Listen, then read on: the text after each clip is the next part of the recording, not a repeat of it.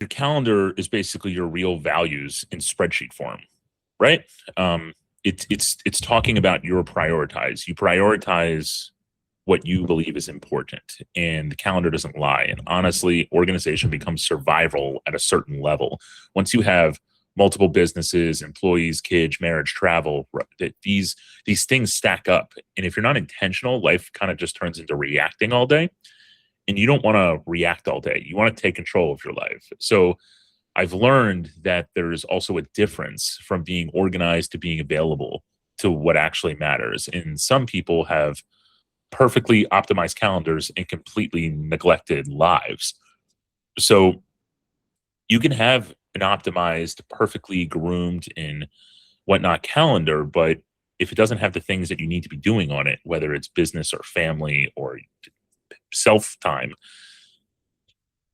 you're neglecting it all. You're neglecting something. Something's got to give. So this is all about balance a lot of the time. Another thing that I'd like to touch base with you is that concept of delegation. So if you're stepping back, first off, it's difficult to step back because you've been doing it yourself for so long. And second, what should that process look like? So I practice the 10-80-10 framework with everything that I do. I'm going to go back to my sales intern right now. His name is Piers, and Piers is working on a project. And one of the frameworks that he doesn't even know it, but I'm putting him through right now is something called 10-80-10. I actually teach this in all my coaching courses, whether it's the group coaching or it's the one-on-one. And it's how to manage and delegate effectively. So 10-80-10 essentially stands for 10% is ideation. I'm coming up with either the idea, the project, the process. What does good look like? What does success look like? What do I want to happen here? What are the parameters? And where's the strategy? 80%, okay, is Piers in this situation, executing on the project, using his creativity, being empowered to make decisions on how things need to move, problem solving along the way, doing research, and implementation. The last 10% is him and I catching up and pressure testing all the work he's done. By doing delegation this way and following this framework, you're able to accomplish 10, even 20 times more as an owner because you are essentially force multiplying your team. You're making sure that they're empowered to complete a project. You're being very clear with your directions. You're setting parameters on what and what should not be done. And by doing this, you're able to achieve a level of productivity that you would have never dreamed.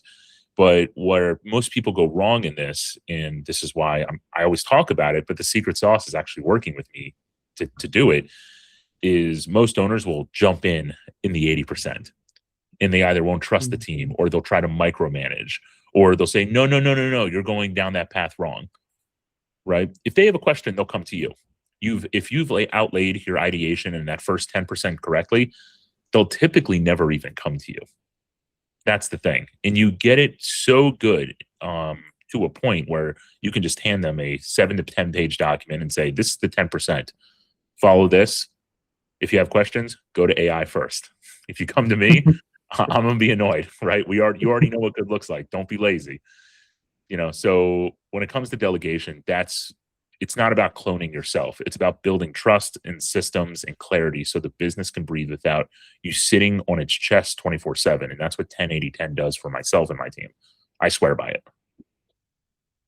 Definitely sounds like a good way of building that foundation, because obviously at first you need to be there. You need to be there for the first 10%, and you probably need to be there at least a tiny bit more than you'd like to really instill all the ways of working into the team. But again, with each person that you do that with, the foundations become stronger. You have a wider net, you have a wider safety net, that you have more people to then instill that 10-80-10 principle to the next person in line. Yep, 100%.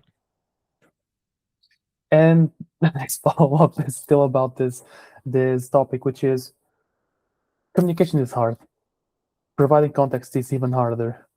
So where do you see people failing the most in that first of communicating what good looks like.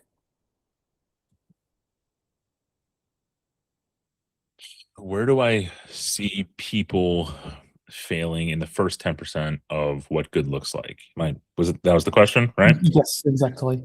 So most leaders communicate tasks, but not thinking, right? They'll say, do this, but they never explain why it matters.